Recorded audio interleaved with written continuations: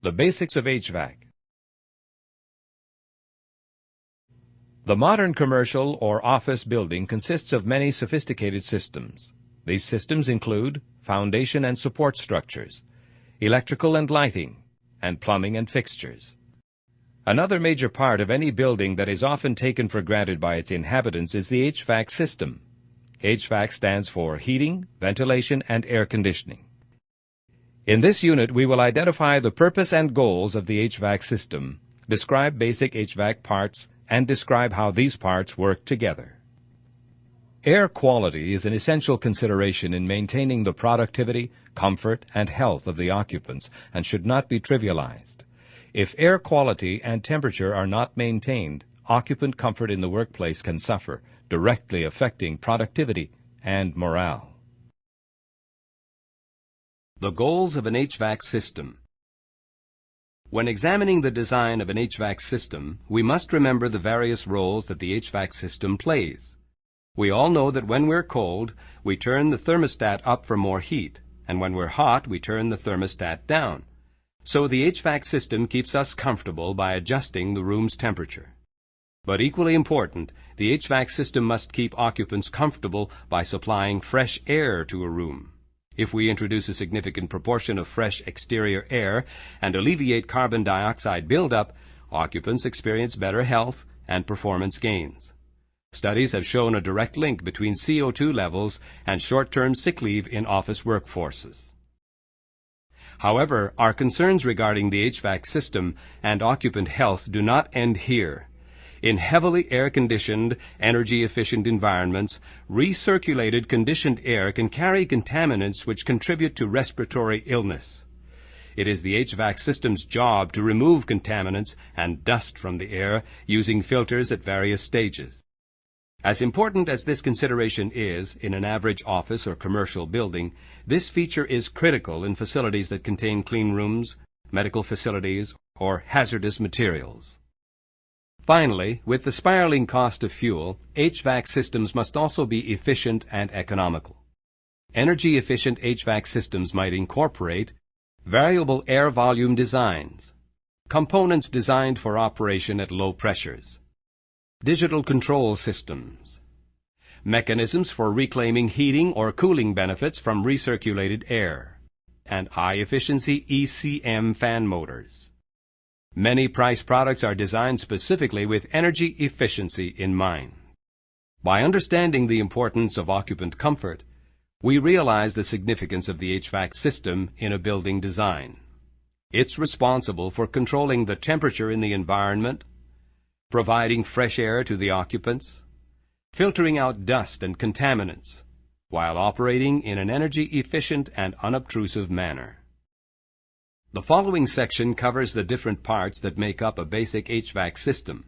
Once we understand the range of components involved, we can better understand the reasons for choosing system components from Price's extensive product line. The parts of an HVAC system. The HVAC system installed in a commercial or office space differs greatly from the heating and cooling system that you might be familiar with in your house.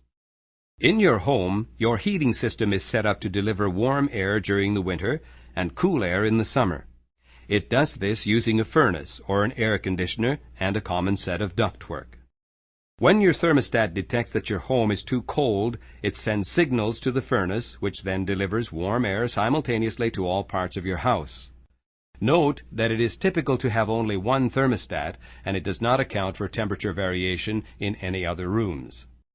Likewise, in the summer, your thermostat will detect when your home has become uncomfortably warm, and it will signal your central air conditioning system to deliver cool air simultaneously to all parts of your house. Again, note that your thermostat is measuring the temperature in only one room. The conditions in an office or commercial space are quite different. Higher concentrations of people and equipment will generate more heat, making air conditioning or recirculation of air more important than providing heat. Although the air handling equipment is centralized, different rooms and regions in the building will have different needs for heating and cooling. These needs are called loads because they place a load or demand on the HVAC system. These loads can come from equipment, people, weather, and many other factors. In the simplest case, we address this by providing a constant supply of cool air, which is then managed by the HVAC distribution system. The chiller or air conditioner utilizes heat exchangers and circulated fluid or gas to cool the air that is passed through it. The air handler is a fan or a blower that moves air throughout the building's ductwork. Axial or centrifugal fan types may be found in the air handler. Air filters. Depending on the requirements of the occupants and the activities in the building, various grades of air filters are used in the system. General-purpose air filters will be included in the air handler itself, while more sophisticated filters, such as HEPA filters, may be used in the downstream ductwork. Ductwork. Round, square, and rectangular ductwork provides a pass for the conditioned air from the air handling unit to the environment. A damper consists of one or more blades which can be used to control the amount of airflow through a duct. Manual dampers are used to ensure that different parts of the building receive proportional ventilation based on area and demand. Automated dampers may be installed at firewalls which close in the case of a fire. A terminal unit is a device that uses an automated damper to control the amount of air which is delivered to a room or region.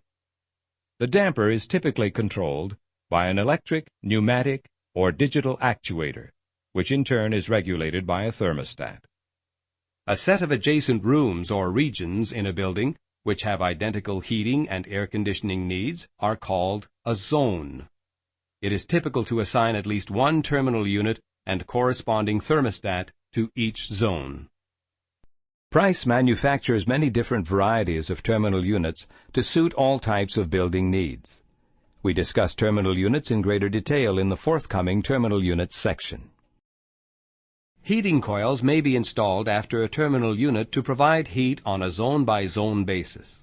As mentioned previously, buildings with a high number of occupants may not require extensive heating even during the coldest months of the year.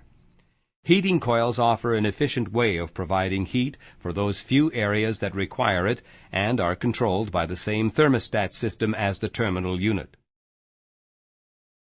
Various types of linings are available to dampen noise within a duct. A short length of line ductwork, called an attenuator, is often installed following the terminal unit to dampen discharge noise. Ultimately, the test of an HVAC system lies in its ability to deliver conditioned air to the occupant. Air from the ductwork enters the occupied space through grills, registers, or diffusers, often called GRDs.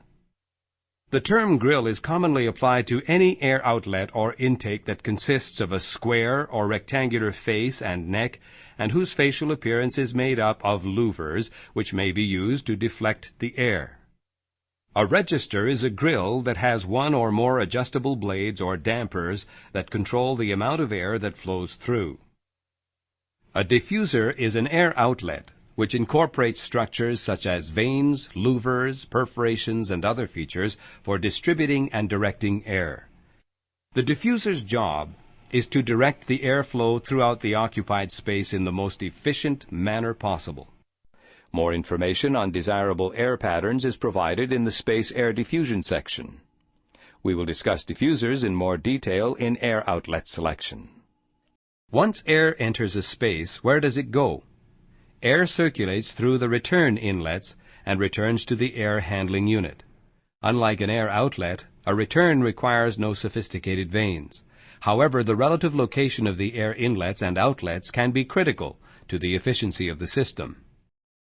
Upon returning to the air handler, a certain portion of the return air is exhausted and replaced with fresh exterior air. In an average office building or commercial space, approximately 10 to 20%. The preceding information offers a very basic overview of the components that make up an HVAC system. Throughout the remainder of the training module, we will examine many of these components in greater detail. We hope that you've enjoyed this introduction to the basics of HVAC. Please refer to the price catalog for more in-depth information and descriptions of specific HVAC products shown in this unit. Contact your local price representative or visit our website at www.price-hvac.com for more information.